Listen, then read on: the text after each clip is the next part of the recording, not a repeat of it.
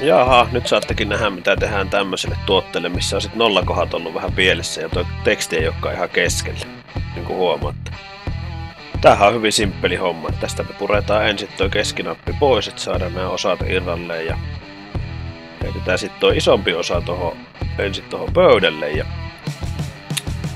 nappastaan tällainen laaseri-imuri, tällä vaan sitten imuroidaan noin kaikki tekstit tuosta pois ja sittenhän näistä voi näitä kirjaimia käyttää, kun ne jää tonne imuriin, niin voidaan sitten tehdä vaikka jotakin muita kylttejä, missä sattuu samat kirjaimet olemaan.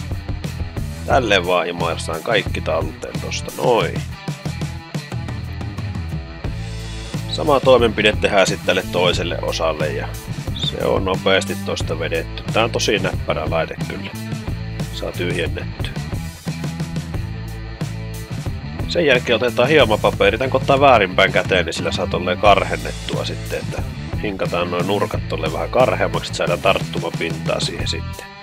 Sitten meillä on tämmönen mystinen, tosta me saadaan tollanen osa siihen, kun siinä on se reikä siinä yhdessä. Tossa, niin noin laitetaan tolleen tohon reikään ja etsitään sopiva pala vaneeria tohon ympärille. Ja sitten meillä on tämmönen vaneeripursati, laitetaan se tosta päälle ja sitten vaan lähdetään tuolta nurkasta ihan järjestelmällisesti hinkkaamaan, niin täytetään kaikki nää ja kuten huomaatte, niin tulee uutta vaneeria, ehjää vaneeria tästä sitten, kun ollaan vähän aikaa pyöritelty. Tällä tavalla käydään läpi jokainen kohta, mistä tarvii toi liittää tohon ja tosta vielä toi pikkunen ikkuna laitetaan umpeen ja sen jälkeen tää vaneeri on valmis, heittää se takas mettään, niin siitä kasvaa puu.